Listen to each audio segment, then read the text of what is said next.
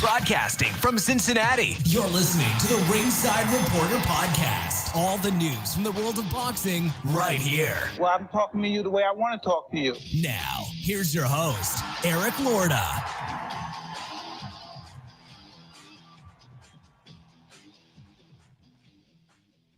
And we are live. Welcome to the Ringside Reporter Show, where we talk about the latest boxing news. If it's related to boxing, we'll talk about it here. My name is Eric Lorta, and I'm here with my co-host, Joe Habib. We got a great show for you today, and if you want to call, 323-870-3857. And before we even get started, happy Mother's Day to everyone out there, all the mothers out there. Happy Mother's Day. Lisa, happy Mother's Day. And anybody else that I missed. So I think I got all the mothers, don't you, Beeb? I think I got everybody. Happy Mother's Day, Lois. Is Lois a mother? I mean, it's just a formality we do. You know I don't know. I mean, if she's not a mother, then you can't really tell her Happy Mother's Day, no? She's a mother to me. She mothers you? Yeah. After you blow her up or when you deflate her? How does that work? I'm very difficult to deal with. You're no day at the beach, huh? No day at the beach. You're not just whistling Dixie there, let me tell you. All right, guys, let's get started. Showtime. Rolly Romero versus Ismael Barasso for the vacant WBA junior welterweight WBA vacant title. Beeb, when Barasso came out and I got a look at him, they said he was 40. If he's 40, I'll give you my paycheck for the next 6 weeks. There is no way. I will bet my paycheck. There is absolutely no way that guy is 40. I don't care what the records say. He is the most shot out 40-year-old I've ever seen in my life. That guy looks like he's at least 55. I don't know if he just goes to 10, but he looks bad. He looked old. He looked old, man. I mean, 55 at the youngest. That's on the low side. Yeah. I mean, I'll be 54 in December, so I don't want to be an ageist here, but he did look old. Sure. I mean, yeah. I mean, you're starting to show your age, buddy. Let me tell you. I had to get up there. Look at the grays. Look at the grays. Well, there's really not too many there. You're right. I love how you're the oldest guy on the panel, and I look the oldest. Everybody would say, I think I look older than Barasso last night,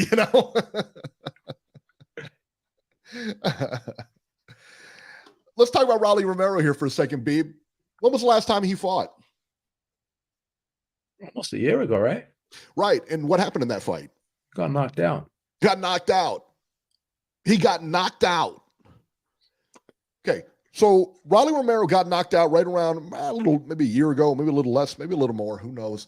That was his last fight. He was knocked out cold, right? Yeah.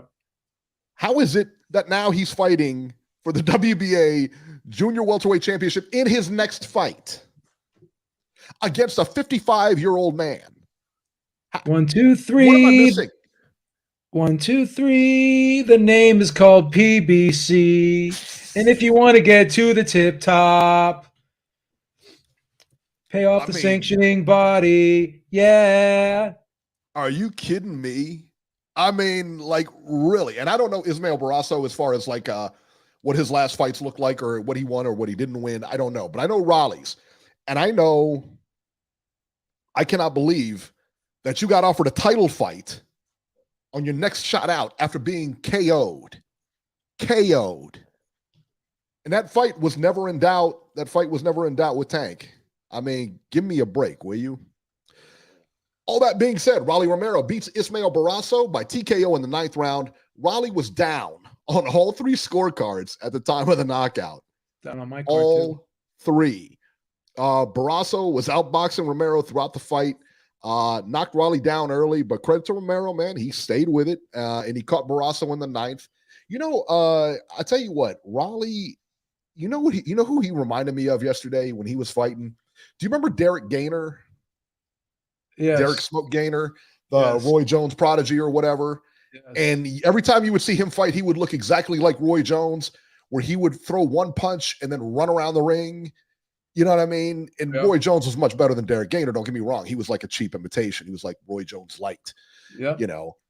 And that's what yesterday reminded me of. Why was Rolly with this power and everything like that was just constantly moving, constantly running. He didn't want to engage. He didn't want to, it didn't seem like he really wanted to mix it up. There was times, like in the 4th round, he would step in, mix it up, but then 5th round, he runs again. So go ahead. You know what I was thinking? And I was kind of thinking this morning when I was thinking about the fight. And after what he said at the end of the fight, that Barasso, he was concerned about Barasso's power.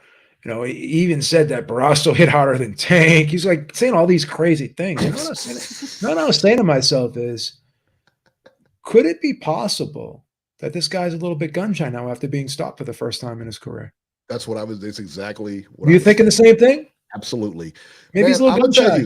You think about it. You think about, you go through life and you're on top of the world and you're knocking everybody out. You're doing this, you're doing that.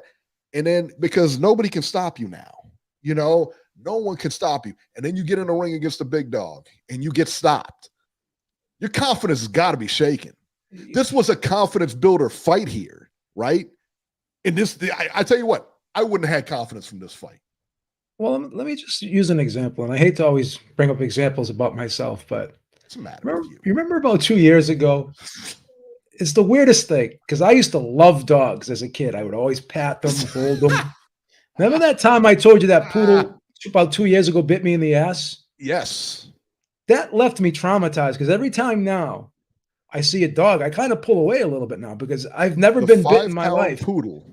I know, but I've never been bitten in my life. And that poodle pierced my sweatpants and actually gave me a puncture wound in my left buttocks. I had to go get rabies shots and everything. I was never the same.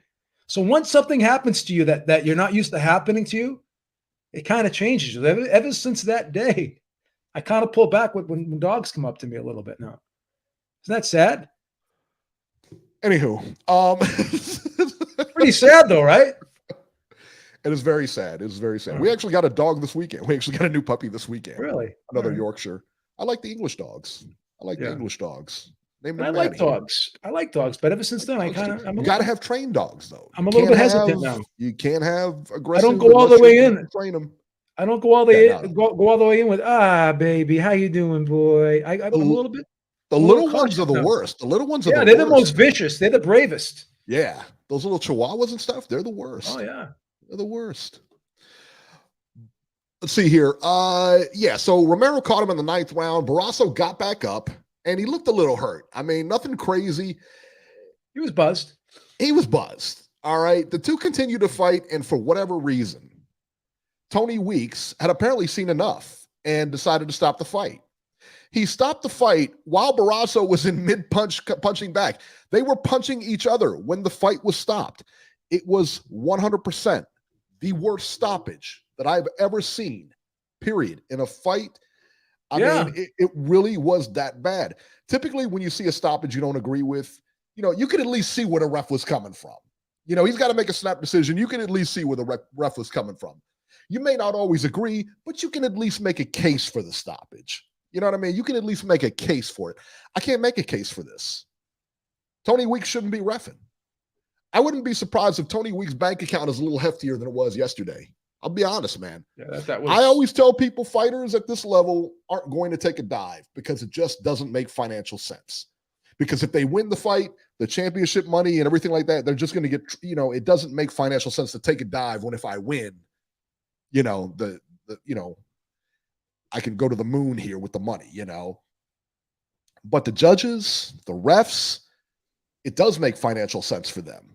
And in case you're wondering, yes, I am accusing Tony Weeks of stopping that fight on purpose. Absolutely. No questions asked. And until he can prove otherwise, I'm always going to say that. I would never let Tony Weeks referee any of my fights. If I'm a manager of a fighter, I would not let Tony Weeks near my guys. Lois, no way. Contact the legal team and have them on deck, just in case we get hit with a defamation suit, please. And we might get hit with a defamation. We want to be protected on this one. All right, thank you. It's crazy you say that because I'm hearing people say that was one of the worst stoppages they've seen in recent years. And just like yourself, I'm going to go one further. That is the worst stoppage I've seen in my 40 years watching this sport. I've never seen a worse stoppage than that, at least not that I can remember. It's the worst stoppage I've ever seen. It was awful. Horrible. Horrible. It was awful. Horrible I stoppage. mean, really, like what else am I what else am I going to take for that stoppage? What else can I take from that? Rolly was more hurt on his knockdown, and there was no move to stop the fight. There was no move he was fighting back. I can't even see anywhere where you could say that fight should have been stopped. Has anybody interviewed Tony Weeks after that? He wouldn't allow them to. Of course. He ran. That's why I love Steve Smoger. I love Steve Smoger because Steve Smoger, when I was covering an event, he let me interview him. He didn't run away from me. May he rest in peace. He's one of the best referees, if not the best referee of all time. He doesn't hide. He lets you talk to him. That's a real referee right there. God awful stoppage, and the fact that the NSAC and Weeks refused to talk was an indictment on them. I agree. That fight, I'll tell you right now, that fight, I'm telling you, I don't say this often, and I would never say this, and again, I'm not sure. I'm talking, this is just my opinion on it. He got paid. I'm usually the one to make accusations. You're usually the guy. I'm usually that guy. I'm the conspiracy guy. But I tell you what, he looked to me like he got paid last night. Someone put in your Cheerios this morning. You're never like this. You're never like this. I must be rubbing off on you, and that's not a good thing. That's not a good thing. You're telling me. Let me tell you what. I tell you, I really have never seen anything like that. And you talk about Rolly's performance. This was supposed to be a complete highlight reel for Rolly here to fight this guy. Again, man, this guy looked like he was about 55 years old in there.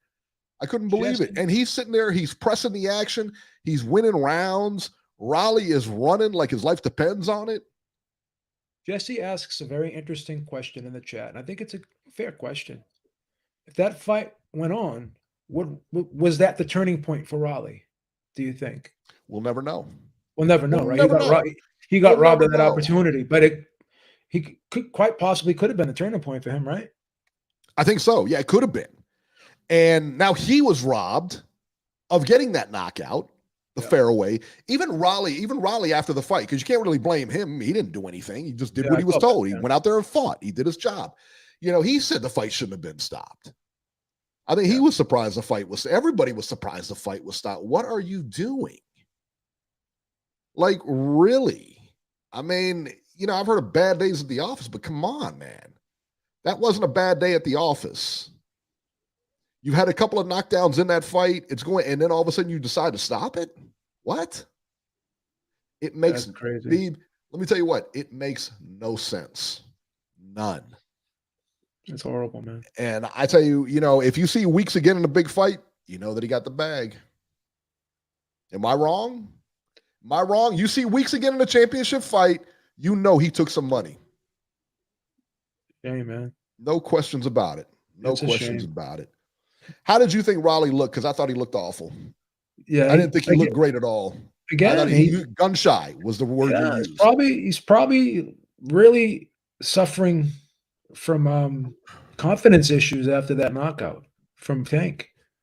Yeah. Then he got knocked down again in the fight. He probably had flashbacks, right? So, and then he's supposed to fight O'Hara Davies next. They had an agreement that he's going to be the next guy. Something tells me, though, I have to be honest, something tells me that some crazy reason we're probably going to get Rolly versus Ryan Garcia. He called him out after the fight too. That's a good fight. You know what? I don't care. That's a good fight. I like that fight. I like it for both of them. I really do. Yeah. Because Ryan needs some get back after that, and he needs to collect himself. Rolly's a big name, bigger name, not a big name, but enough to draw your attention to him. Alexander Wilson, thank you so much, my friend. He said the Rolly knockdown was a push too. I would wholeheartedly agree with that. That was absolutely a push. Absolutely.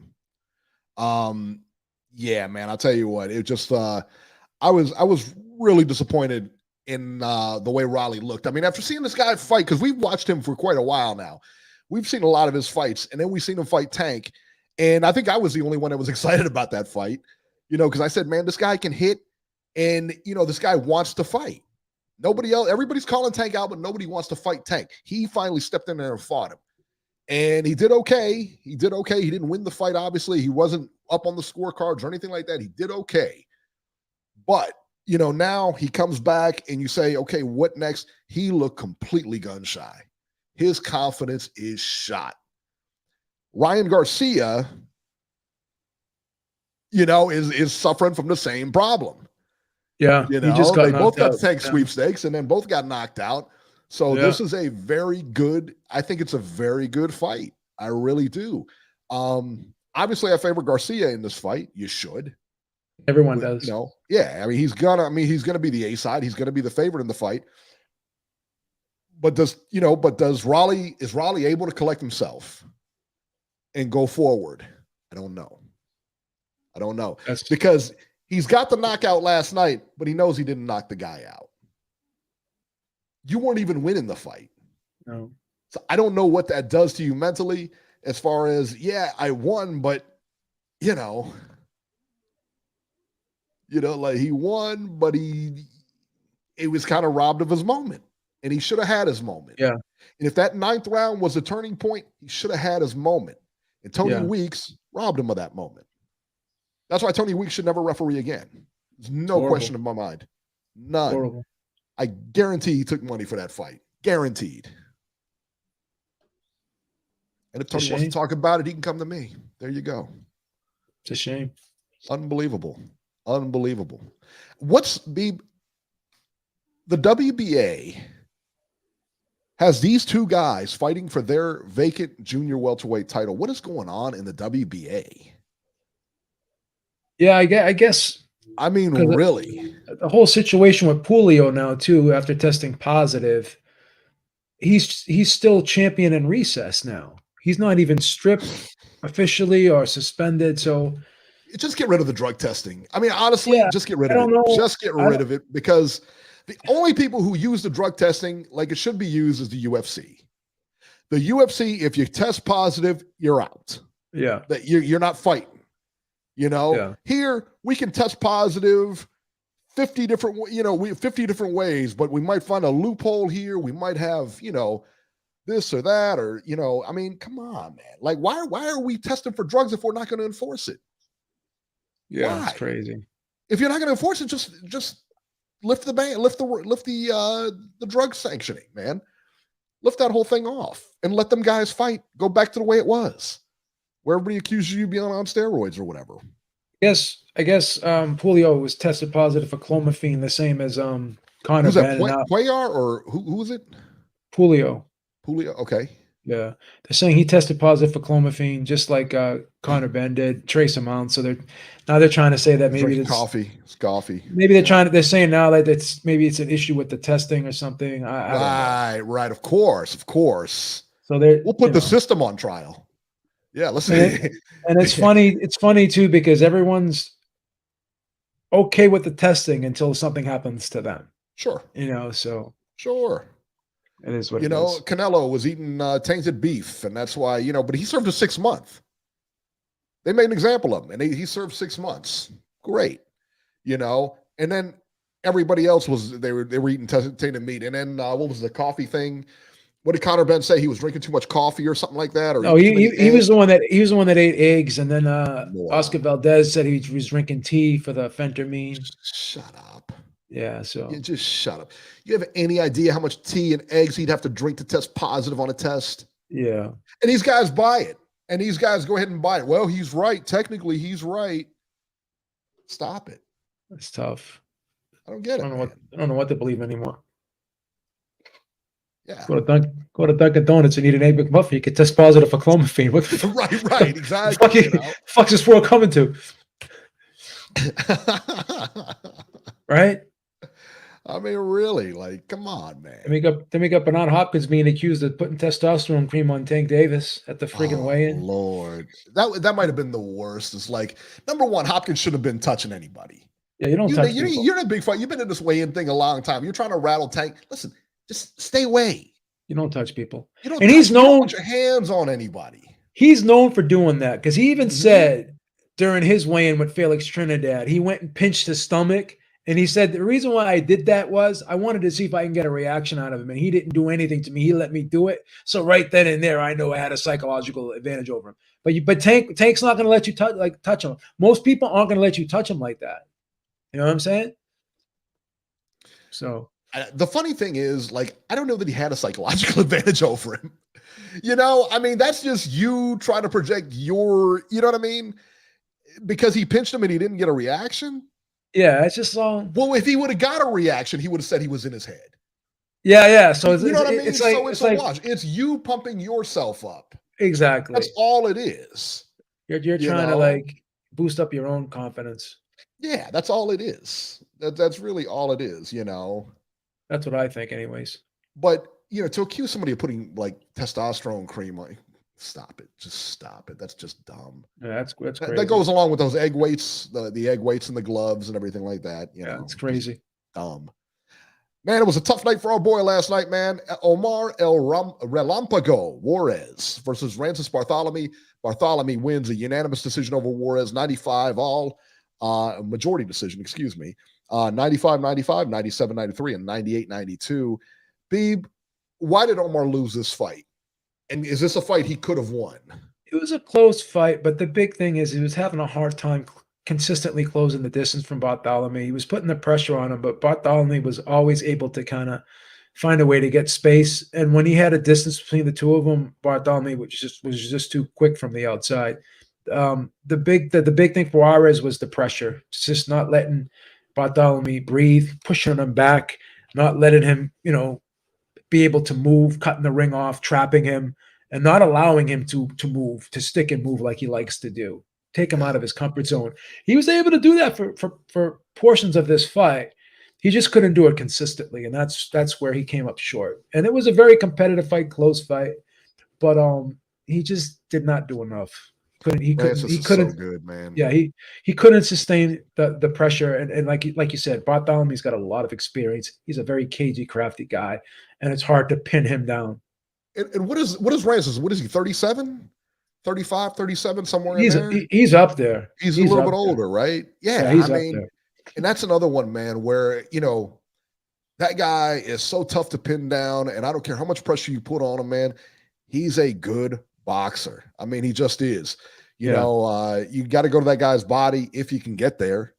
If you can catch him and get there, because he'll shoot and move all day long on you. That's his style, man. He's been doing that for years. Sure. He's a brilliant fighter, man. And I really wanted Omar to win, again, friend of the show. But at least he put up a good account of himself. Yeah, we had him on a couple times, right? He's a really nice guy. Great guy. Goes and gives talks to schools and everything like that. Yeah, he's an awesome guy. Yeah. I hate having him on here, though, because it just reminds me how inadequate I am. This guy goes to schools and talks, and he's 20, 25, or what is he, 22 years old or something like that. He's a young 20 guy. Yeah, he's like 23, 24, something like that, I think. Super young guy, man. And he's doing all this stuff, and I'm like, man. Yeah. I didn't have it together like that when I was 22. Did you? This guy's mature beyond his years. I don't have it together like that now. When I was 22, I was climbing through windows. Not proud of it, but what's the matter with you? Sorry. ESPN. Janibek Alimkhanuly versus Stephen Butler for the WBO middleweight title. Alimkhanuly smashed Stephen Butler in 2 rounds. Janibek knocked him down 3 times in the third. This is a one-sided show, man. With the win, Janibek retains his middleweight title. Beeb, where do we go from here with this guy? What's up with your boy Jack Reese? Every time someone gets knocked down, he asks them to kind of play a game of Twister with all these instructions. Put your right hand here. Put your right hand over there. Put your left leg behind your back. It's like, dude, The guy is wobbling all over the place. Okay? The more you make him move, the more he's going to wobble. Right? Like, put 2 and 2 together. Oh, well, just because his legs aren't under him doesn't mean he's not all right cognitively upstairs here in the brain, right? No, he wasn't cognitively all right. He was flopping all over the place. Yeah, I think it does mean that, actually. I mean, and not only once, but twice. Not only twice, but 3 times. This guy was flopping all over the place. I found myself asking the question, what did freaking Butler do to Jack Reese that made Jack Reese want to just watch this guy get pummeled like that? Get pummeled, yeah. Like, what did he do to Jack Reese to make Jack Reese treat him that way? And like, listen, show no compassion or mercy to this guy. Right. And I get it. I get it in the sense that it's a title fight. I 100% get that. And we're going to give you a little bit more leeway than we probably would have gave you if it wasn't a title fight. But that's ridiculous. 3 times? Yeah. Right. That's ridiculous. And I hate how he handles knockdowns. Okay, come over here, turn around, put your foot in, put your right foot out, It's While you're at it, ridiculous. While you're at it, give me 10 jumping jacks. Right, like, right. What the fuck is this? Do you know where you are? Do you know what the address is? Put your glove onto your nose. Like, what is a fucking sobriety test, dude? Right. Right, man. Fuck out of here, man. Please. It's insane. It's insane. Where does Janibek go from here? Does he fight does he fight for a unification? What does he do? Nobody wants to fight this guy. Can you blame him? I feel bad for this guy. He's another Golovkin is what he is. Is that nobody wanted to fight him in his prime. Once he started showing slippage, everybody's at the door. That's when everyone wanted to fight him, yeah.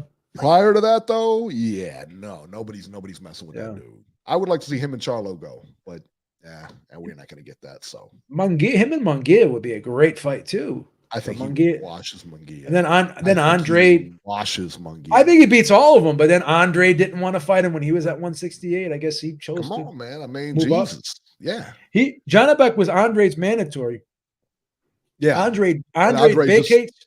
He vacates the title and goes up to 168. Again, I don't blame him. And where's he been since? What's Andre done since? He had one stay busy fight from PBC, I guess, on the undercard of forget what card it was. I think it was one of Tank's undercards. I think. Yeah, was he, I think you're right. Yeah, I think you're right. I think he was on the Tank Rolly undercard, if I'm not mistaken. Oh, no, what undercard was he on? I'm trying to remember. So help me out in the chat. I'm trying to remember, but it was a while. Yeah, I think it was like 8 months ago or something like that. He was on one undercard. I can't remember, but yeah, he was in a stay busy fight. Yeah, and see, and I'm not even embarrassed that I don't even know, because that's how irrelevant the fight was. Right. No disrespect to the guy, but I'm sorry. I mean, all right, let me see. I got him right here. Hold on. Against Demon Nicholson, at 167 or whatever. This was on January 7th. Okay. Oh, that was on the decision. That was on the Tank Hector Garcia undercard, I think. That's the one it was on. I'm sorry. Yeah. It was on the Tank Hector Garcia. Yeah, someone in the chat just verified it. Yeah, that was the last time he fought in January on the Tank Hector Garcia undercard. That's the thing, though. Like, he fights these guys, like, they're all sharp. When you get to this level, man, they're all sharp as knives. But if you wait and you just wait and nobody fights anybody, you just fight guys that aren't as good as you got to start to lose some of those skills, no? I would think so. And then eventually, too, if you fight a specific level of opposition and you stay at that level, steel sharpens steel. You're not, like you said, you're not getting sharper by fighting that specific level. You got to step it up. Because you're never going to know how really good you are if you don't step up your competition, right? Yeah, exactly, man. I would think. And money. I mean, you get that, you're getting more money, you're getting everything. It's just, I don't get it, man. I don't get it. Jason Maloney versus Vincent Astrolabio. I don't know. Who cares? WBO bantamweight title. In an uneventful fight, Jason Maloney beats Vincent Astrolabio by majority decision, 114 all, 115, 113, and 116, 112. From what I understand, the fight had a lot of boos coming from the audience in it, but you liked it. You thought it was good. I thought it was a good performance from Maloney. A lot of people didn't like it. I thought he boxed well. I liked how he moved. I liked how he went in and out. He was very defensively responsible. I just thought he did a lot of good work here. I thought he did a bit of everything. I thought it was counterpunching. I thought it was working off his jab very well. I thought he would punch and then he wouldn't stand right there in front of him. He would give him angles. I just thought it was an all around solid performance, and I just liked how he was very disciplined in this fight. He wasn't over anxious. He didn't take unnecessary chances, but he was still landing some good right hands in this fight. I thought it was a solid performance. I thought it was a solid performance overall. Yeah, I just think he utilized his boxing ability and his experience in this fight. I thought it was an overall solid performance. Now, some people, they wanted him to go in there and brawl with Astrolabio, but why do that? You know what I mean? You want to win the title, right? So win rounds. Don't put yourself in there to get, I know you want to please the fans, but at what extent do you want to please the fans, at the risk of putting yourself in unnecessary danger and taking unnecessary risks and just being defensively irresponsible? And I think that's what happened. Like, we've seen him before kind of go toe to toe with guys. And this was a fight where he said, you know what? This is the third time's a charm. I want to win the world title, and I'm just going to box. I'm going to do what I have to do to win this time. This one's for me. This one's for me. It's, and the next one will be for you guys. Yeah. That's good, man. Yeah. I give him credit for that, I don't mind that. I think I actually misspoke last for the Janibek fight. He beat Steve Butler in 2 rounds, and I think I said Janibek knocked him down 3 times in the third. That's 3 times in the second. So I apologize about that. I think Hamed in the chat pointed that out. Yeah, it doesn't matter. Yeah, right. He got beat. Come on, Hamed. But Hamed is good at fact checking. I give him credit for that. Very good. I love sometimes that we have. Sometimes he helps me out. He helps me out sometimes too. I'm getting old. I forget things myself. So gotta understand. That's why we take ginkgo biloba over here. We endorse that. We love ginkgo. That's right. Fish oils, everything to help for the brain. Gotta like the fish oil. All right, guys. So let's talk about this May 20th upcoming fights. Devin Haney versus Vasiliy Lomachenko, 12 rounds for Haney's undisputed lightweight championship. Oscar Valdez versus Adam Lopez on the undercard, 10 rounds, junior lightweights. Junto Nakatani versus Andrew Maloney, 12 rounds for the vacant WBO junior bantamweight title. And that's going to be on ESPN pay-per-view. I don't know if I told you this either. Nico Walsh-Ali is on that card against the dreaded TBA. Oh, Jesus. If you didn't know, and I don't know how many of you guys even know about this, he likes to keep it under wraps. And ESPN, for whatever reason, never mentions it, that Nico Walsh-Ali is actually the grandson of Muhammad Ali. So if you guys didn't know that, I mean, you can blame ESPN because they never mention it, ever. I've never heard that before. I want to fill you guys in. That's why I'm here. There awesome. You go.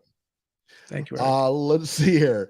From Dublin, Ireland on May 20th on DAZN, Chantel Cameron versus Katie Taylor. Who cares? And there's 2 other chicks fighting on the undercard. Cecilia Breakhouse is one of them. Nobody cares. All right. Beeb, do you care about that fight? You don't care about that fight, do you? No, he doesn't care. I know it's Mother's Day. Listen, I know it's Mother's Day. But come on. I like the Katie Taylor fight. Do you?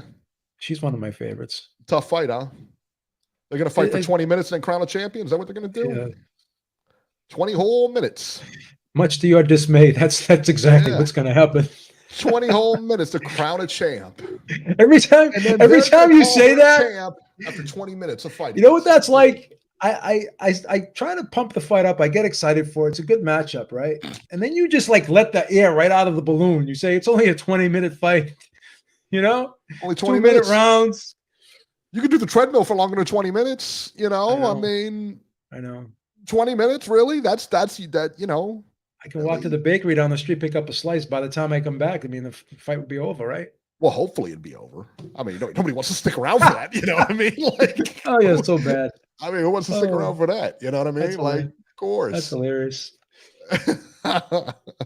Do it every time. It's a good fight, Eric. What, 20 minutes? 20 minutes. Yeah. Hey, 20 minutes. Right, That's a 20-minute intro. Yeah, that's like the go to the fridge time. Like when the women come out, we got to go to the fridge or something like that, or got to do something else. Maybe go to the bathroom or whatever. You're not gonna miss anything. Not that much longer than a quarter in football, right? Right. Yeah, I only watch Ebony Bridges, and I only watch her on OnlyFans. So there you go. Jesus. Notorious said Katie Taylor could lose. Yeah, okay. Who cares? Who cares? care. Is anybody for real watching that fight? Anybody in the chat for real watching that fight? Because I don't know anybody here who's watching that fight. Even Beeb is not watching that fight. Even Beeb is not watching that fight. You can see if he wanted to, he put his hand up. He didn't put his hand up. You know what I mean? So what am I going to do? Nobody's watching that fight, son. Come on. Look, you're even convincing the people in the chat that they're not going to watch this. Same right. Yeah, oh my God, you're a horrible influence. Hey, listen, it is what it is. I thought, I said, hey, this is the way you promote it. Listen, I still don't want to watch it. You know what I mean? I don't like it. I don't like, I don't like purple cars, but I don't like this either. I don't know why. It's just my preference. King KO says Taylor Cameron is a decent fight, but Cameron will beat her up. Who cares? Louis 4554 says my wife says 20 minutes is a long time. Wow. A little too much info. Tone says not cool, Eric. Not cool. I'm just saying, I'm just stating facts. Are they fighting longer than 20 minutes? If they fight longer than 20 minutes, you come talk to me, okay? For a title fight. Yeah. Right? That's why when you look at MMA, and I hate to make these comparisons, but that's why the female MMA fights and the fighters, they get a lot more attention. They're more popular. They do the same rounds. Thing. And I'll tell you what, I'll watch Amanda Nunes any time of day, man. Yeah. That's right. Oh, whatever. Centurion, give me a break. Eric, watching female boxing is better than watching female football soccer. No, it's not, son. Trust me. That. Don't tell him that. Not even close. He's not trying to hear that. He's not trying to hear that. Tony Ayo says I'm waiting for the Heather Hardy fight. That fight is. I'm not looking forward to that. I have zero anticipation for that fight. What is a Heather Hardy? Who's she fighting? She's fighting Amanda Serrano again. After Amanda Serrano, it's not a good fight. She's fighting Amanda Serrano again? Yeah. Instead of Amanda Serrano. Didn't she get smashed by Amanda Serrano? She most certainly did, yes. And then we got to see this fight again. You know why? Because ain't nobody fighting in the women's division. Go to Box Freak. There's like 5 girls in that division. They all got to fight each other 50 times. It's ridiculous. It's bad. They're horrible. I'm telling you. It's what they do. Let's get Robbie on here. Robert, Ringside Robert, you're live. Robert. Hello, guys. Can you do me a favor? Oh, Robert? Here we go. What's up, Joe? Can you put Mrs. Herrick on the phone so I can wish her a happy Mother's Day? Stop. Yeah, hey, Robert, tell your mom I said happy Mother's Day. No, just this one time. Just tell her it's for happy Mother's Day. It's a matter. Just for happy Mother's Day. Just tell her I want to say happy Mother's Day to her, please. She's actually out shopping, guys. That's how she. What? Mother's Day. You sent her to the store for groceries on Mother's Day? Robbie said, I want peanut butter and jelly for dinner, and I'm not making it, son. You got to go. What is wrong with you, kid? No, hey, Joe, I'm actually. You sent her out to get you a box of Captain Crunch to make sure you have breakfast cereal in the morning on Mother's Day. On Mother's Day, son. You sent her to the store on Mother's Day. What is wrong with you? No, hey, she can drive on her own. I didn't send her anywhere, guys. You probably made her take an Uber. No, she drives. Anyway, look, I happen to. I don't know how I feel about this. I want all boxers to fight under the same rules. And I've advocated for years, if women are going to fight, they need to fight under the exact same rules as the men. Oh, come on, okay, Robert. you want to have 12. Come on. You want to have these girls a break rounds. already. That's not what you were telling me the other day on the phone. Yeah, you were saying that you love 2-minute rounds. Come on. Now you just want to agree with Eric. I don't understand you sometimes. No. I don't understand you sometimes. You were Jesus telling me you Christ, love the Joe. 2-minute rounds. No, I do You not. love the I hate 2-minute. them. I hate the 2-minute rounds. Look, I miss the days where men used to fight for 45 minutes for a title. Okay. Oh. Let's not get all nostalgic again. 15 Wow. rounds. I People were miss dying. those days. Okay. People were dying. That's why they changed it. Of course. You're Of savage. course they were dying. Next, you're going to be telling me Yeah, that you want to go back to the bare knuckle days. Come on, what's wrong with you? Come on, what's the matter with you? Stop being No. Stop being so primal. But no, seriously. Savage. I'm more than willing to take women seriously when it comes to boxing. But you never took women seriously. That's why I'm not even going to go there. But you never took women seriously. Give me a break. Never mind. I won't go there either.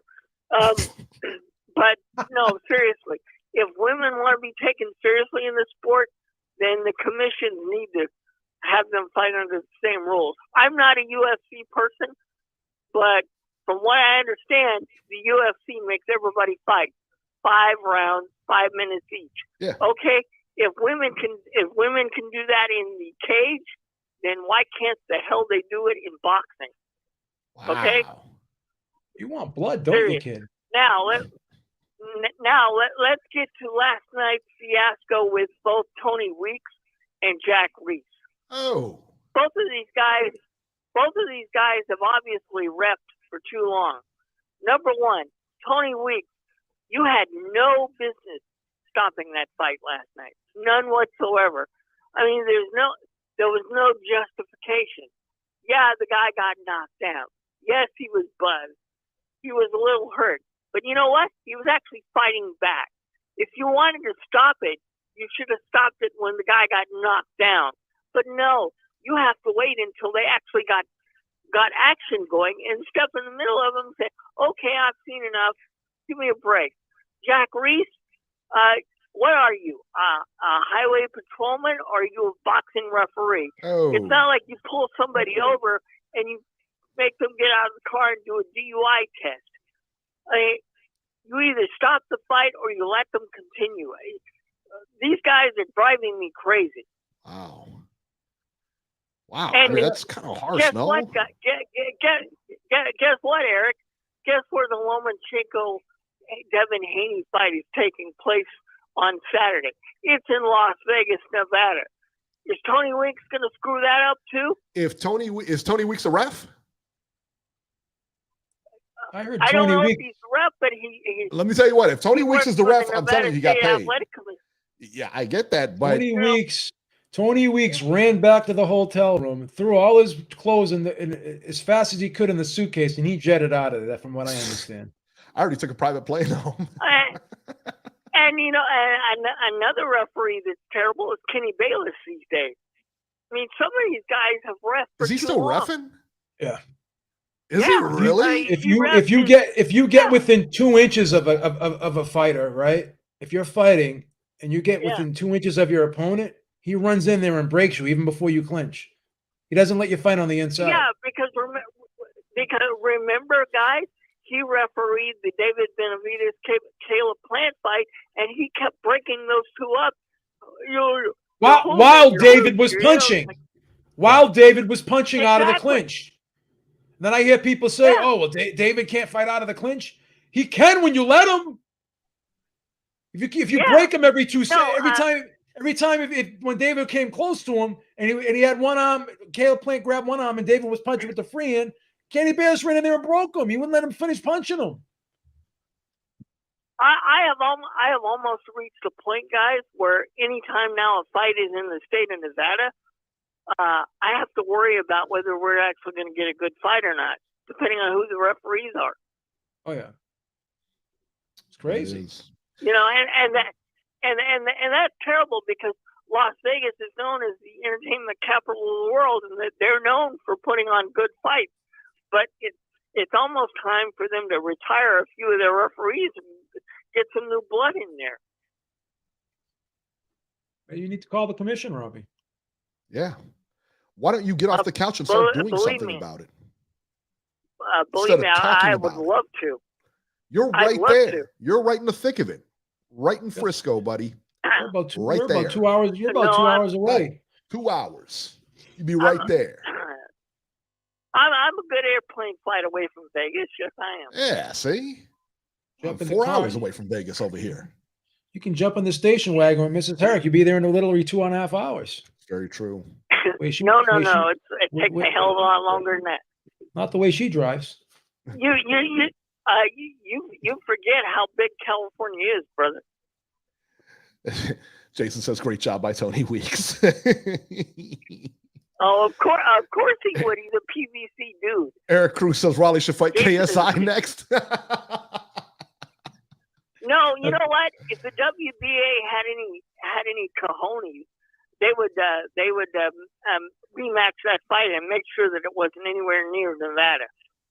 Oh, come on. You're messing with the whole state now. What's the matter with you? Of course. All right, who do you like? Lomachenko or Haney?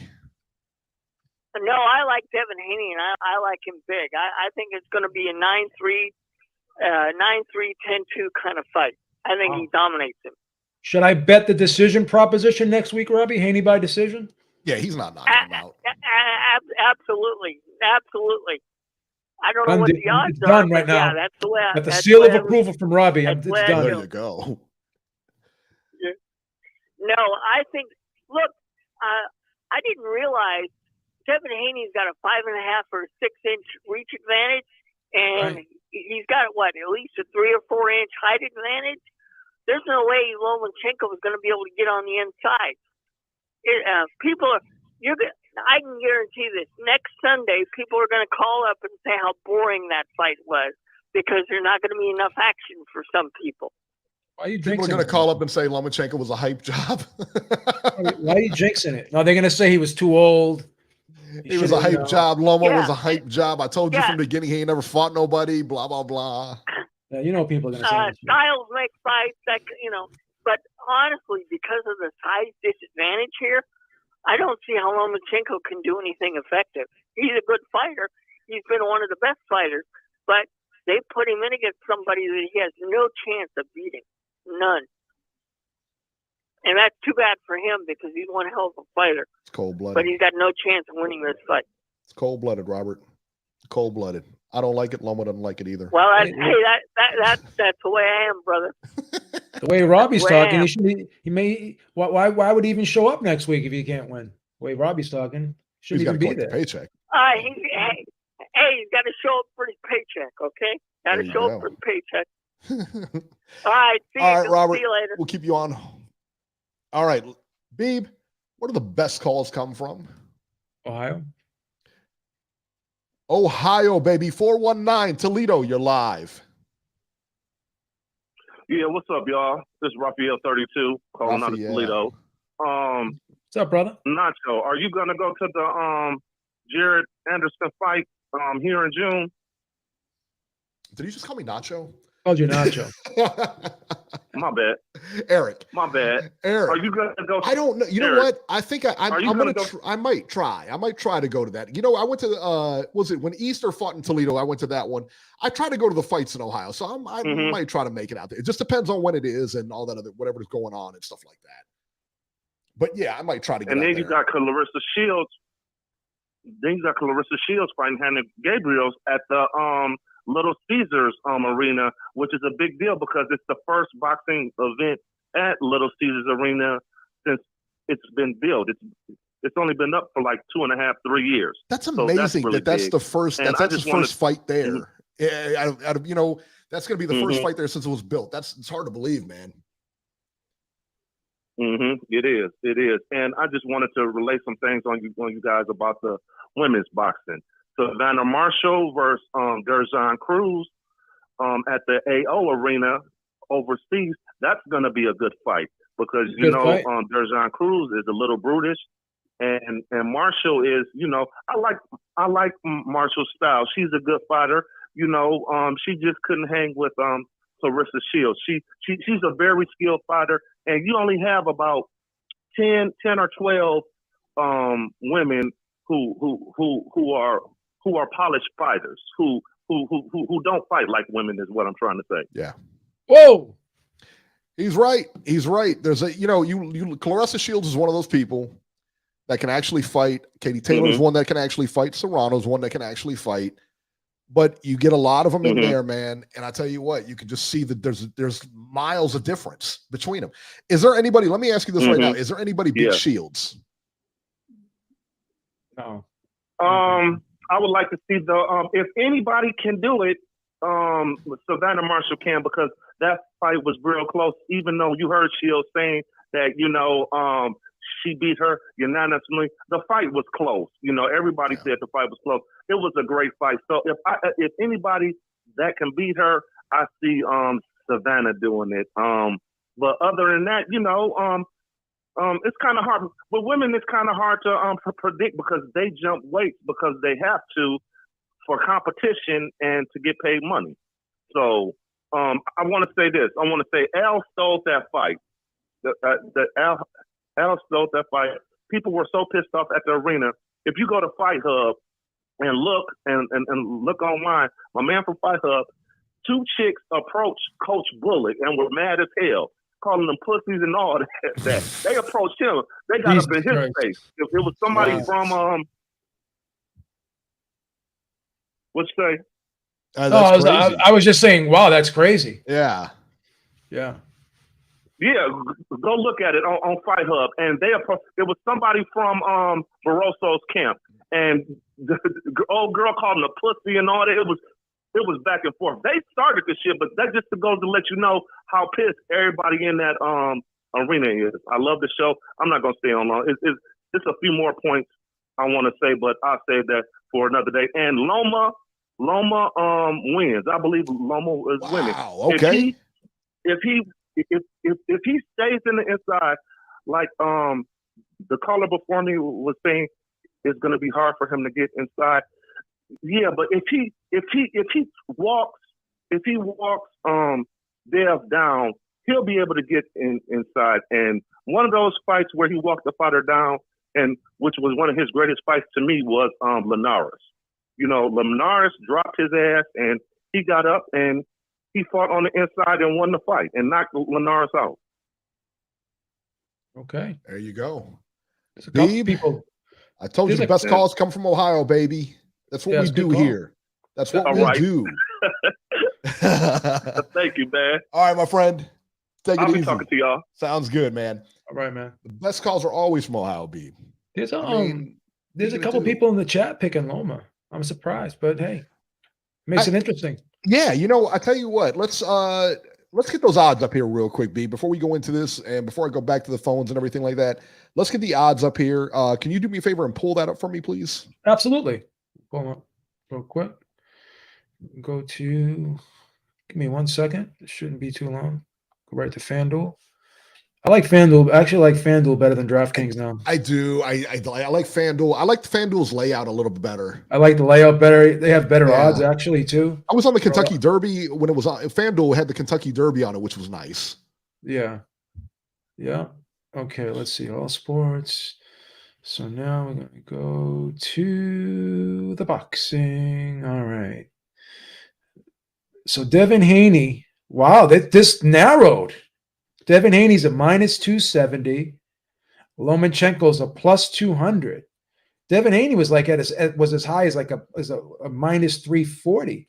Yeah, a lot of money coming in on Loma late. When you start to look at this on Thursday and Friday is when that money's going to roll in. Yeah. You know what I'm saying? That's when the money's going to roll in. So if there's money on Loma those days, those are the days to look at it because those odds should fluctuate all week. But I think if there's any real jump, those are the days. Thursday and Friday are the days you're going to see it. Especially after the weigh-in. After the weigh-in, you're really going to see it. You know what I mean? Because typically you really shouldn't bet anything until you see the weigh-in. Yeah. Because Devin Haney, Devin Haney to win by points, -165. Devin Haney to win by KO, +800. The draw is a +1600. Vasiliy Lomachenko to win by points is a +330. Vasiliy Lomachenko to win by knockout is a +750. Will the fight go the distance? Yes, -460. No, +310. And I don't see an over-under for this yet. Group round betting. Devin Haney to win in rounds 1 through 3 plus 6,500. Jesus Christ. Yeah, he's not knocking him out in the first 3 rounds. Devin Haney to win in between 4 and 6 plus 4,100. 7-9 plus 26. 10 through 12 plus 2,100. Vasiliy Lomachenko to win in rounds 1 through 3. Isn't this interesting? He's a plus 5,000 to win by rounds 1 through 3, but Devin Haney is a plus 6,500. Vasiliy Lomachenko to win in between rounds 4 and 6 is a plus 3,200. Wow. Crazy. Devin Haney to win. Here, man. Devin Haney to win and round 3 to start. Devin Haney to win in round. Some of these odds are crazy. These boxing special things. I don't even know what some of this crazy stuff is. But you don't see an over under there? No, let me see if I can find over under. I don't see it on this site for some. Sometimes they don't have over unders in this, but they have it on like other sites. Right. Yeah, that's what I noticed. Like other sites will have different stuff on there. Like they'll have the same fight, but they'll have different ranges and stuff like that, different prop bets and that sort of thing. Well, let's go ahead, man. Let's break this fight down, man. Right. Because on paper, somebody said on paper this is a good fight. You're right. It's a great fight on paper. But I keep going back to the Teofimo fight. And you got to go back. Teofimo, his confidence was shaken against the Australian dude. What was that guy? Kambosos. Yeah, he was shaken against Kambosos or whatever. I get it. So he hasn't been the same since that loss. But going into fight Loma, he was on fire. And the one thing that I take everything else out of the fight, the one thing that I saw that I was like, whoa, was the size difference. Haney is huge. You know what I mean? When you look at Loma and you look at Haney, there's a huge size difference. When I saw those two in the ring, that was a big size difference. That has got to come into play there. I mean, and Haney's bread and butter is what? Stick move, jab move. He's not gonna sit there and wind up with you. He's not gonna fight on the inside if he doesn't have to. That's his game. Hit and not get hit. And he knows how to control range. He knows how to control all that. So, honestly, I don't know. Like, is there a way for anybody picking Loma out there? What are you seeing that I'm not seeing here? I think that's the best way to approach this. Like, how does Loma be? If I'm going to ask you, because you're great at breaking down fights and strategies and everything like that, how does Loma, what does he have to do to win this fight? A lot of people are looking at the second half of that Teofimo Lopez fight, and they're saying to themselves, what if Loma was able to do that earlier, where he was kind of coming in from the angles? He was a lot of times what Lomachenko does is he moves from side to side, but I always find that he comes back to the center and then darts in. So you have to guess when he's going to stop and dart. It's not like he's coming in from the angle like Manny Pacquiao would step and then shoot in at an angle. For me, I always seem to see him move straight in. But what he did in that fight was, and we've seen him do this as someone else mentioned against Linares, where he'll come forward. He'll become more aggressive. And the reason why it's surprising when he does it is in the beginning, it's sort of like what Tank does. He lulls you into that false sense of security by kind of laying back. Right. And they like the commentators, like he's collecting data. He's just being patient. I hate when they say that. Yeah. He's just being patient. He's trying to see if he can bait you into making a mistake. And then he's kind of picking up on your attack patterns and your rhythm or whatever. And then once he feels comfortable, then he puts his foot on the gas pedal and starts to go in. I think a lot of people think that he's going to be able to find his way to that mid-range and take that length away from Devin Haney. And when he does take that length away from Devin Haney, they feel as though Devin Haney's not going to be able to get his offense going. And Lomachenko will just be darting in and out, ambush style like he normally does. Ba-da-da-da-da, boom, ba-da-da-da-da, boom. And I think that's what people are kind of banking on. They're kind of banking on seeing Loma do what he did to Tio in the 8th, 9th, 10th, and 11th, and seeing him step on the gas and kind of walk back Linares. They for some reason people aren't sold on Devin Haney. They think they go back to that Linares fight where he got buzzed, right? They think there's some fragility there to Devin Haney, and they think that Lomachenko will be that guy to expose it, right? Well, I've told you for a long time that I think Devin Haney's a pound for pound right now. You know, and I understand he's not going to be pound. He's the best fighter in that division. Period. End of story. And until somebody proves it wrong, I don't want to hear it. You know what I mean? I mean, he is the best fighter in that division. I think he may be the best fighter pound for pound right now. You think about it. He's whitewashing guys. Nobody's coming close to this guy. But now he's got this is the best guy he's ever fought. Lomachenko is the best guy. What is he, 2-time Olympic champion, Lomachenko? Yeah. You know how difficult that is? Very difficult. You know how difficult that is? 2-time Olympic champion. You know? That's insane. That's craziness, man. Yeah, people. That guy, his footwork is incredible. Everything about him is incredible. Let me tell you what else is. He's 35. 35. Haney's 24. 11 years, man. 11. He didn't look great in that Jermaine Ortiz fight either. I had him edging that fight. He won, but he had to come from behind to win that fight. Yeah. And here's the thing. I understand where people are coming from.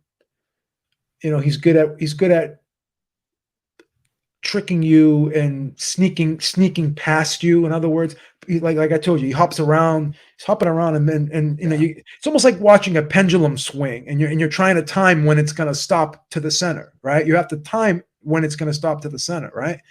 And that's how he is, because he's constantly jumping around, moving, and then you have to time when he's shooting in, and you can't always do that. Sometimes a lot of people have difficulty doing that, but Tio was able to stop it. He was able to time it and hit him with and keep him at bay with the jab.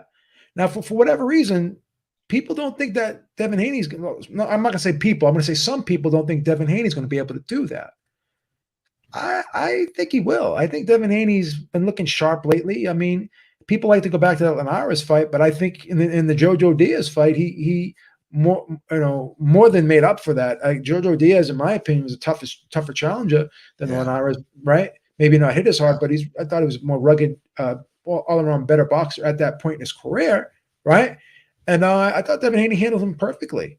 I thought Devin Haney handled Kambosos perfectly. There's a guy who likes to kind of get inside and rough you up a little bit and make the fight ugly. He likes to muck it up a little bit. Devin Haney was grabbing him and throwing him around, and he was becoming physical and not letting Kambosos be that rough and tumble guy on the inside like he likes to do, like he was able to do it at Tio a little bit, right? So I think Devin Haney's matured. I think he's grown. I think he's fine-tuned a lot of his attributes, some of the things that he's good at. I think he's kind of sharpened them up a little bit. And I think, as he's gotten older and through experience, I think he's becoming a better fighter. I think, he's becoming more of a complete fighter, So, yeah. Whereas Lomachenko, I think, is going in the other direction. So I think he's catching Lomachenko at the perfect time, in my opinion. I think that's what you're 35. Yeah, he's 35. And somebody in the chat just said 35 is he still good? He's in his prime. No, he's not. 35 is not your prime. You're not prime at 35. Not in this sport. Not generally, no. That's a senior citizen in this sport. You know what I mean? It just is. Especially a guy with 24, as fast as he is. I mean, Andre Ward retired at 30. Was he like 33, 34 when he retired? Yeah. Right. How many guys walk away when they're still in their 30s? Yeah. But he retired on top. He retired. He was best pound for pound. No question. Yeah. I've always had him. As long as he was fighting, he was the top pound for pound guy. Yeah. You and I always liked him. A lot of people really weren't appreciative of Andre Ward. I always thought he was a great fighter. He was one of my favorites, to be honest. Oh, yeah, me too. A lot of people don't like him. I like him. I like him a lot. There was something about him, man. Like I said, there was something, the grit that he showed. He wasn't just a pretty fighter. What always got me is the skill that he showed. For as much skill as that guy had, he had just as much grit and toughness. Just as much toughness to go along with it. Right. And I don't care how you had that first Kovalev fight scored. I don't care who you had winning. I had Kovalev winning. I know you had Ward winning. I don't care how you had the fight scored. You cannot say that he didn't tough that fight out, especially after that second round. When you watch the last 6 rounds of that fight, or even last 7 rounds of that fight, that is a different fight. He took that fight over. Yeah, he's a complete dog, man. Yeah, he's a great fighter, man. So let's break this down, man. Who has the advantage of strength in this fight? You know, to me, it's a no-brainer. I think Devin Haney is bigger, way bigger than Loma. I got to give the edge to Devin Haney. This is not even close for me. I am going to say Devin Haney, but as I told you before we started today, before we went live, I was watching during one of those pre-fight shows, and I was watching Lomachenko squatting 225 pounds for reps. And that's a guy, I'm looking at him, I can't foresee him weighing more than 145 pounds, right? Walking around, and he's squatting 225 pounds for reps at 35 years old. To me, that's impressive. So I'm gonna all those guys, all these championship caliber fighters, all the pro athletes, they all have different kinds of strength, man. It's a push-pull that they're constantly doing in the ring, in the gym, everywhere. Yeah. It's that push-pull with regular people, with other guys, not even the weight so much. It's with the other guy. It gives you a different type of functional strength. So that's exactly what I was gonna great word you just used there. That's what I was just gonna say. Devin Haney probably has more functional strength than Lomachenko. It's one thing moving weights, but it's one thing when you're in there locking up and trying to maneuver somebody and walk them back and push them back and force them back. So in that regard, I'm going to say Devin Haney because, again, I was impressed with the way he was throwing George Kambosos around that ring in those 2 fights. He was especially in the second fight, he was really walking him back and pushing him back. And I mean, one fight was you saw it one round, you saw all the rounds. You know. Yeah. Let's talk about speed. Now, to me, I got to edge this to Haney. Loma's going to have a lot of trouble with the jab. I really believe that. And he's also going to have a lot of trouble with the foot speed of Devin Haney. Now, I know Loma's fast feet. I understand that. And his footwork is like second to none. I think he has better footwork than Haney. But speed-wise, I think Haney's got this all over him. I would say Haney as well. I'd give Haney this strength and speed, both. Boxing ability. This is a push for me. I think both guys have great boxing ability. If this was Loma a couple of years ago, it might be a different animal, but it's not. And so the boxing ability, I think Devin has kind of, like I said, reached that plateau, reached that place where he's now a champion level fighter. You know what I mean? He's not coming up anymore. He's the undisputed champion, period. So I have to edge this. I think it's, like I said, man, to me, it's a push. Both guys are good, but you kind of wonder, I don't know. I hate to sound like Robbie, but I'm going to have to say it's pretty much even too, right? Because they both are masters at their styles, right? Boxing ability, you don't win 2 gold medals if you don't know what you're doing. And you don't win 2 gold medals seeing one style. You see 50,000 different styles. There's not a style you can walk in that ring and give him that he's not going to know.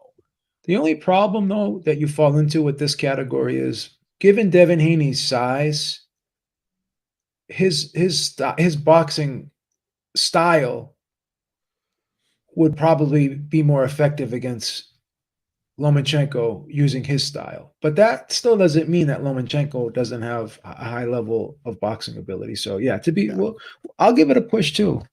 I'll cop out on this one. Yeah, it's a push. I hate doing that. IQ. No, that's all right, man. Boxing IQ. For me, this is real easy. Vasiliy Lomachenko has only lost a handful of fights in his career, amateur or pro. We've seen him make fools out of high-level pros, man. I remember the Rigondeaux fight. When I'm watching this, I still can't believe it, because Rigo was like one of the best guys I had ever seen as far as knowing how to box, moving, getting out of the way, and he just made a fool of that guy. Boxing IQ, he's got the ability to adjust.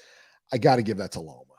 I'll give it to Loma too. And when you bring up that Rigondeaux fight, it's funny because everyone was like saying, "Why doesn't he fight Rigondeaux? Why doesn't he fight Rigondeaux?" And then he fights him and beats him. You know what they said after? Smashed him. You know what they said afterwards? Oh, Rigondeaux was too old. He was too small. He was this. He was that. Then why the fuck did you want him to fight? Right. And let me tell you what, man. Rigo was an awesome fighter. I don't care what you think about him. He was amazing. That guy was a defensive genius.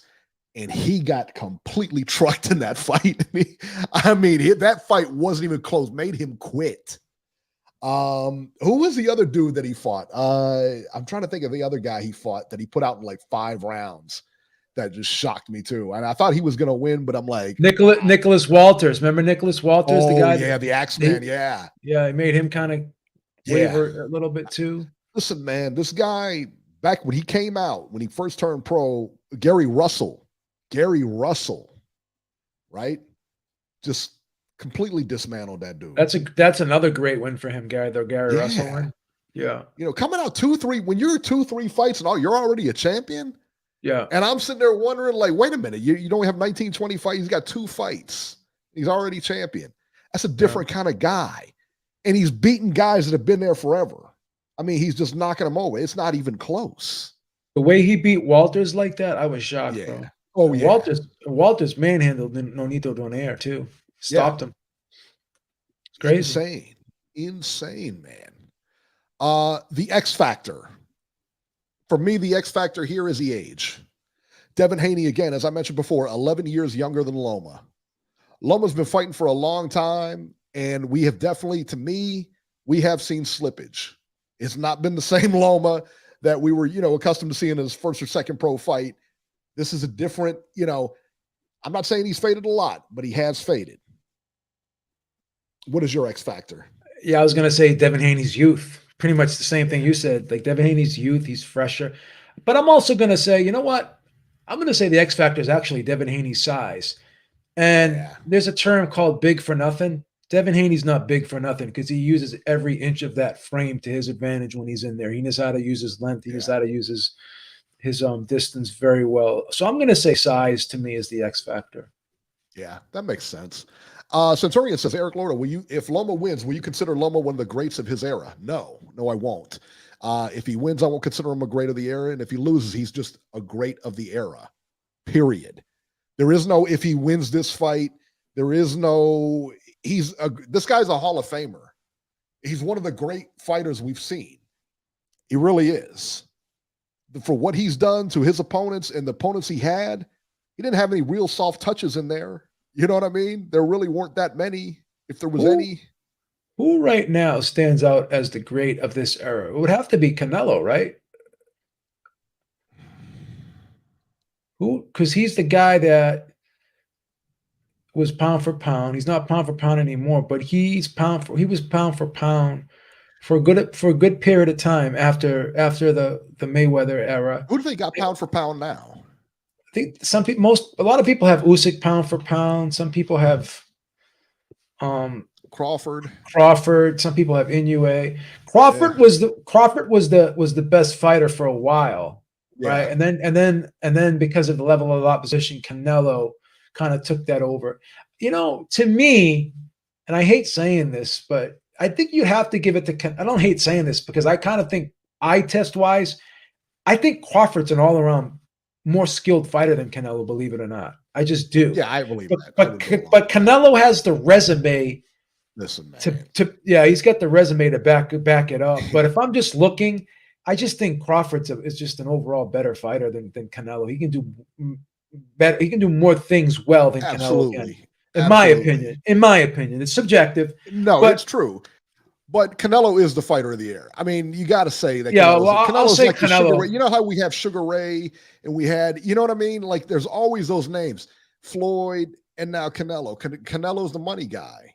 And that's the guy, He's been the ambassador of this sport. Yes. In this era, he's won titles in 4 weight divisions. He's become undisputed. And so has Crawford, but Canelo's defending his undisputed titles. He's not vacating titles. He's holding on to it. Hopefully he'll fight Benavidez. If he fights Benavidez, then you'll never hear a critical word out of my mouth ever again for the rest of his career if he fights David Benavidez. And you heard it here right now on the show, because everyone calls me a Canelo hater. No, I just want him to fight the number 2 guy. No, but you can't really say that in the sense that, like, he's fought everybody. You know what I mean? He hasn't ducked anybody. I don't think he's ducked I don't think he's ducked anybody either, but I think he's ducking Bivol now, but that's it. You know, Please, that's not a bad thing. I'm just saying. Please.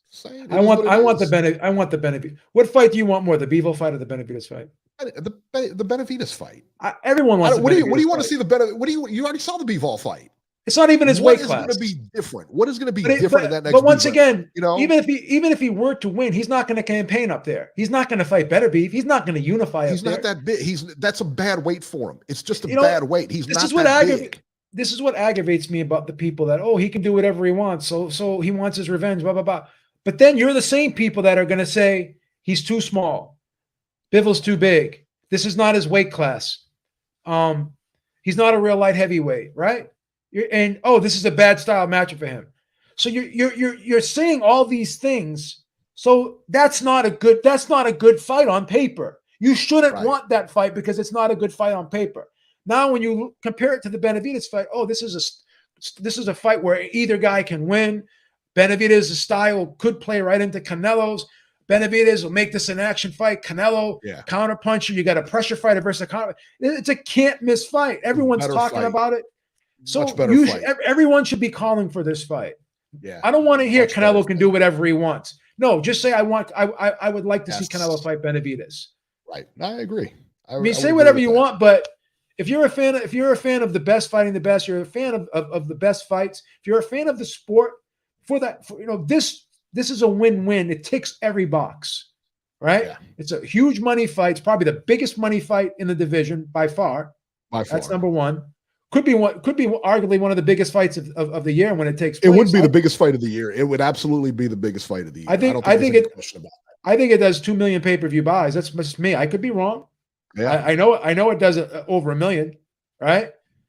And you got a guy in his prime. You got another guy who's still not in his prime, but still good enough so that you have that passing of the torch type element to this fight, right? You got the Mexican versus the Mexican American. Imagine if they put this in Allegiant Stadium.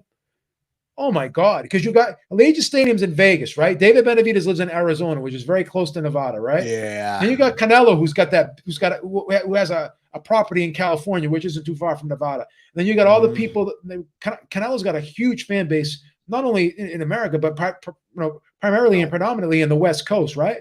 This is a can't miss fight, guys. Can't miss fight. You could put that fight in Las Vegas. You can put it in El Paso. You can put it in San Antonio. You can put it at Jerry World.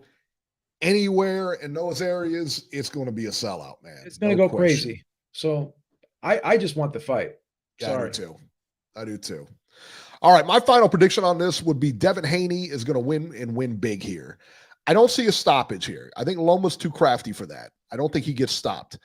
But this is going to be a completely one-sided fight.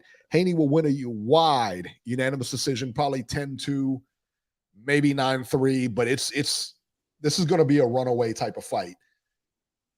I have a feeling at the end of this fight, my scorecard is going to read 9-3 for Devin Haney by unanimous decision.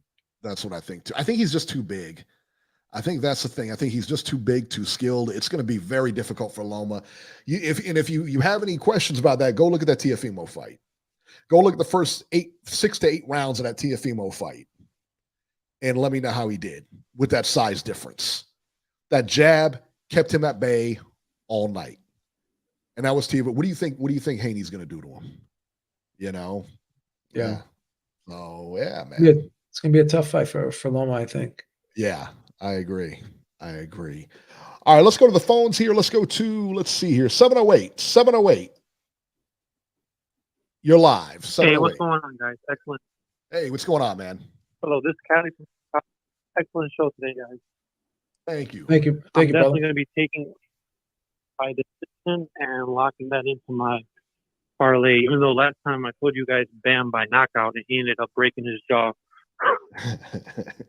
But what I want to talk about, not against conspiracies.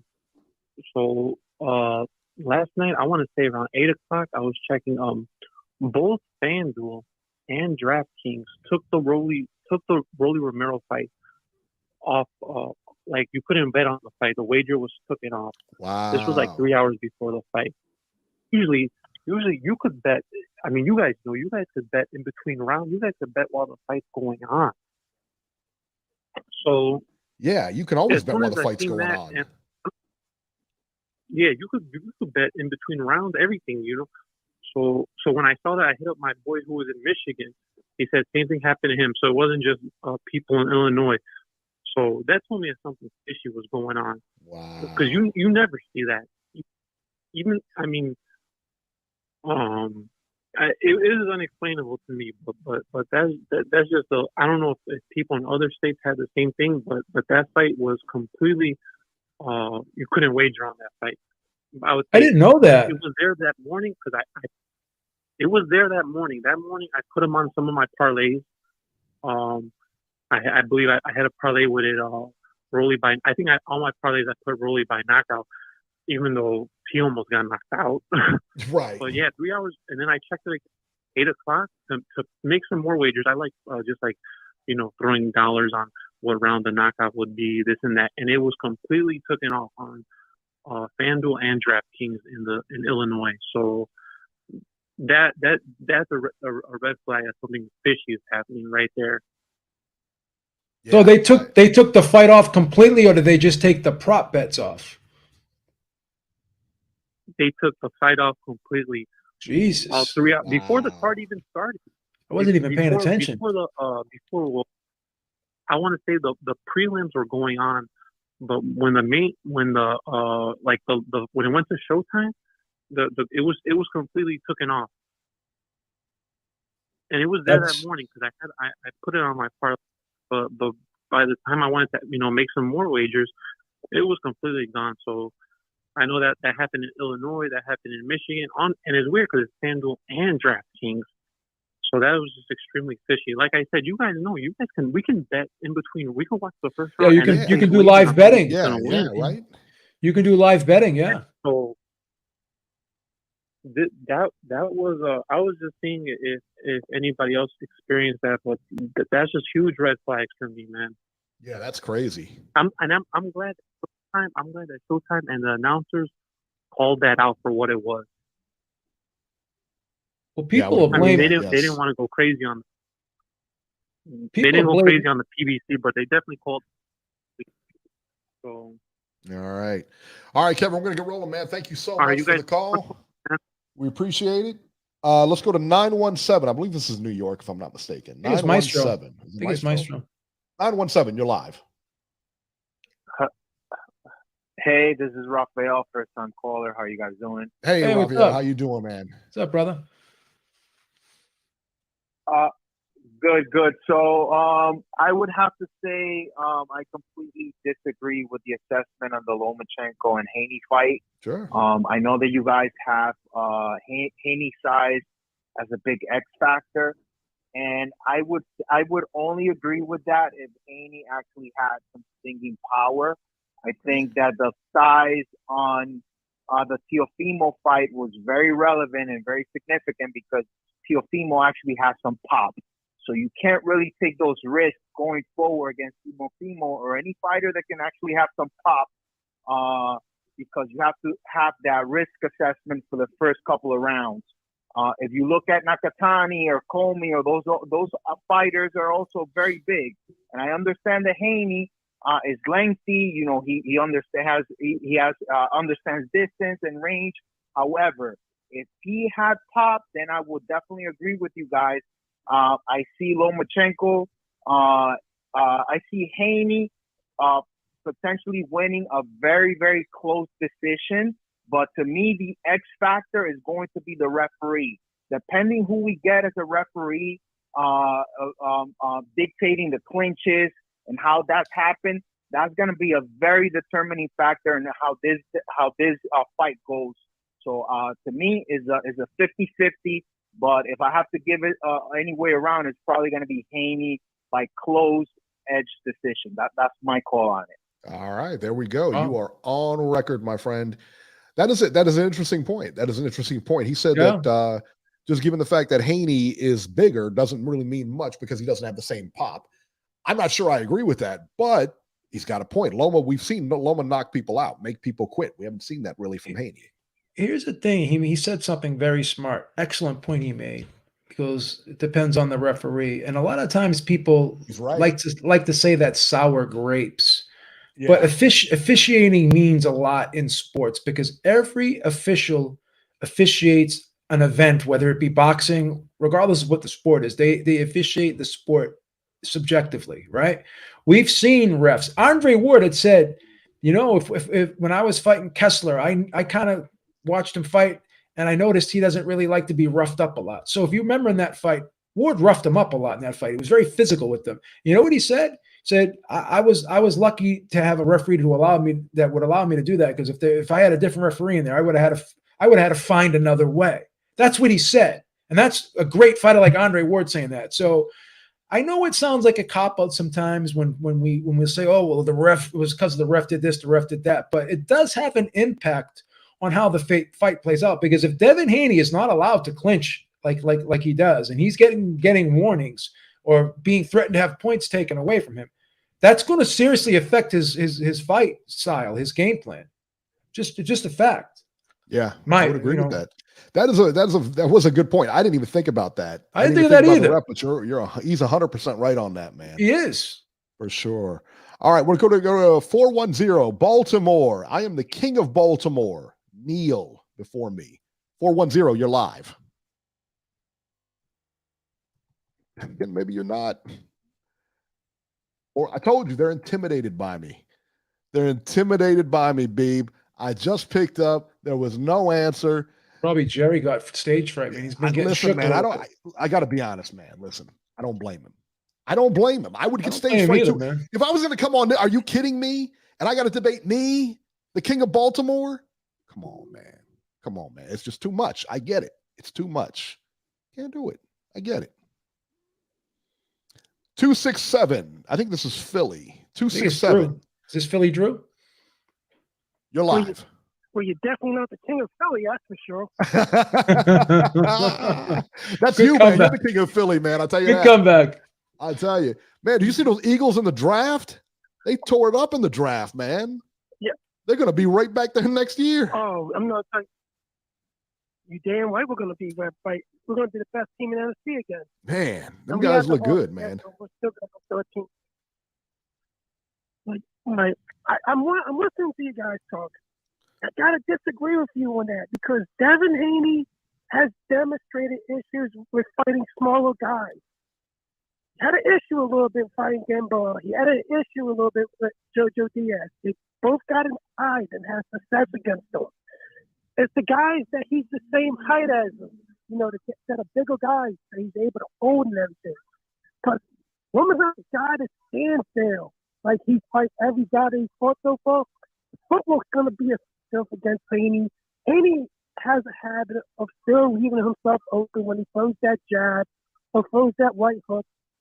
He just is a guy that leaves himself open too much, and Loma's a guy that can make him play with his footwork and everything. And I'm gonna be honest, Julian Ortiz is a lot stronger than Devin Haney. He really is. The only issue Julian Ortiz has is a gas tank issue. If he didn't have that gas tank issue, I would even favor Jermaine Ortiz to beat Devin Haney. I really see Lomachenko using his footwork, and when he tries to clinch, flip to the side and hit him with a body shot. He's going to make him pay for doing that clinching and everything. And I've watched some of that stuff and everything. Haney's kind of worried about Loma doing dirty tactics and everything. And Loma's the type of guy that's calm, saying that, hey, let's stop talking. Let's do it in the ring now. Because it looks like Haney's trying to hype himself up more. Saying that 4 years ago you ducked me when it was really a promotional thing that either promoter would want to let the other go on their platform to fight. I think Haney has a lot more pressure on him than Loma does. And Loma, this is like the first time Loma's been an underdog since the Gary Russell fight. But there were other fights that saying that the bigger guy was going to destroy Loma, and Loma just proved him wrong by destroying the bigger guy. I think everybody with Haney saying the same shit. He's too big. Loma's too old. I really beg to differ. I think this is tailor-made for Loma to pull an upset here. I'm taking Lomachenko by decision, by an 8-4 decision. Wow, I would not be surprised if Lomachenko that's a good one, man. I Yeah. would not be surprised. Wow. I would not be surprised if Lomachenko stopped Devin Haney with a double combination. Wow. And he's been saying this for about, I want to say almost 2 years, like maybe a year. Yeah, and a he's been half saying now. this. Yeah, I know he's been saying this for a while now. Yeah. He sees something. I ain't gonna. Hey, listen. If he sees it, he sees it, man. I saw something in Tio before the Lomachenko fight. I was like, I was telling everyone Tio was going to win, and people were telling me, why do you think that? Why do you think that? I got 4-1 odds betting on Tio. I made a nice chunk of change betting on Tio in that fight. Yeah. And a lot of people didn't see it. He sees something. So sometimes you see something. I'm not going to discredit his opinion one bit. There you go. There you go. Like, it's just something I see right there that leads him. He's not the clincher. If the right referee's in there, that's even more of a hard thing for Devin Haney to overcome. Yeah. Because Devin Haney has to hold you in order to have that advantage on you, to click the jab and hold. He can't do that to Lomachenko. It's only a matter of time for Lomachenko box his focus around, dude, and Haney's not going to know what the hell hit him. Yeah. Got a point, man. Got a point. If Kenny Bayless is the referee, though, Loma's going to have a lot of problems. Loma's screwed if Kenny Bayless is the referee. Kenny Bayless is the referee. It's lights out. You better hope. I'm betting you better hope Kenny. Yeah, you better hope Kenny Bayless ain't the referee, because you don't let people fight inside. I think they're gonna. I don't think Bayless is gonna be the referee. I think they might have maybe a Hispanic referee for this fight. I kind of think they're going to have someone that's Hispanic referee this fight. Okay. That was kind of random, but all right. We'll take it. All right, Drew, we're going to get running here, man. I'm Thank you so much, man. Thank you so much. So he's on record now, Beeb. He's on record. Yeah, he's now. on record. He's been on it for a while. I remember him talking record, about man. this. He's high on Loma for this fight. He's high on Loma for this fight. I hope he puts a little money on Loma, man. For sure, man. Because I tell you what, he's going to win some if he wins. That's for sure. Yeah. That's not a that's shout out to odds, Drew, man. Shout out to Drew, because he's been saying it since day one. So yeah, he knows what he's talking about. And here's the thing. He articulated his point, so it's coming from a place of he's analysis. It's not just like he just snapped decision. It's an analytical opinion. It's not just an emotional opinion like some people do when they call in here. Very much so, man. Shout out to Drew. Shout out to Drew. Absolutely. And I'll tell you what, if he predicts it right, man, I'm following his bets from here on out, man. I'll tell you that. We'll give him credit. Tell you that. Yeah, no doubt, man. As far as news and rumors this weekend, there was nothing. Right? Nothing going on, man. What do we have, like the KSI thing or whatever? I mean, KSI forearmed Fournier yesterday. Here's the thing, man. This is what people got to understand. Whenever there's a foul that's unintentional, right? A lot of times, it's not a disqualification. It's usually a no contest, because that was an incidental contact type move. He tried to throw the hook, but sometimes when you try to throw the hook, we've talked about this before. You stop throwing the hook when a guy is at range. He's out at a specific distance, and then you start throwing your hook. But then he leans in, and by the time you get to throw your hook, it's incidental contact where you may hit him with the elbow or the forearm. Because when you started the punch, he was at a different range, so you're not going to be able to change the trajectory of your punch. In mid motion. A lot of people can't do that. So that was just, at best, that's a no contest. KSI should not be disqualified for that. He didn't do that on purpose. Nah. They're trying to say, Fournier's trying to say he did that on purpose. I don't believe he did that on purpose. One bit. I just don't. Did you ever think back when we got this podcast, Beeb, when you came on here? I think you were like 30 shows in when you first came on. that we'd be talking about KSI versus this nonsense. I know it's crazy. Right? Right. YouTubers. I hadn't even heard of KSI. You know, my kids knew who he was. They knew right who he was. A lot of people know who he is. Yeah, he's very popular. There it is. There it is. All right. We have, I'm looking at this. You remember that guy who's pranking us every week? He's back on the line. Is he back in there again? He's back in. Does he think he's going to get through? I don't know. I kind of want to put him on. I don't know. Put him on. See what he does. See what he does. Let's see what he does. Let's see what he does. All right. We'll keep it quick. 806, you're live. Are you gonna swear it? You gonna swear at us again? Come on. Nah, I just like black cock. That's all I'm. That's all I want boxing. What did he say? Oh God. Well, happy Mother's Day to everyone there, man. All right. The Panhandle in Texas is better for having you. I will tell you that. All right. I saw him on there. He's been on there all show. And I was like, I don't know. He waited all that time just so he could do that. All that time so he could say that. You know, That's you got to admire his moxie. I don't care. You got to admire. Yeah, you got to give him credit for his patience and his his hustle, persistence. man. His hustle. Jerry, I see you on there, but you didn't answer. I'm seeing you on there, but it's no answer. So I don't know what to tell you, son. I don't know. He said he had technical difficulties. Yeah, of course he did. And now he's gone. Now he's gone. Now he's call in with a normal phone, and we'll go to you. Do me a favor, get off of Cricket or whatever service you're on. You know, whatever kind of burner phone you're on, because you're on the lam somewhere. Where's Georgie been? Has he been in solitaire? Where's he been? I don't know what happened to Georgie, man. I think they put him in the hole. They put him in the hole. Put him in the hole. He can't call anymore. He's in the hole. All right, guys, that'll do it for this edition of Ringside Reporter. As always, you can catch Joe Habib on Twitter at jhabib1. Find our YouTube channel at ringsidereporterlive.com, and you can find me on Twitter at ringside73. We will see you guys next week. Just so you guys know, please, if you haven't subscribed yet, go ahead and subscribe. Give us a thumbs up, whatever. But subscribe to the channel, because Beeb has been doing shows a couple of times a week, man, and they've all been good. It's all been really good stuff, man. Thanks, so brother. Yeah, man, absolutely. Let's support the channel. Let's support the Beeb and everybody else, man. Let's get this going. All right, guys, we will talk to you next week.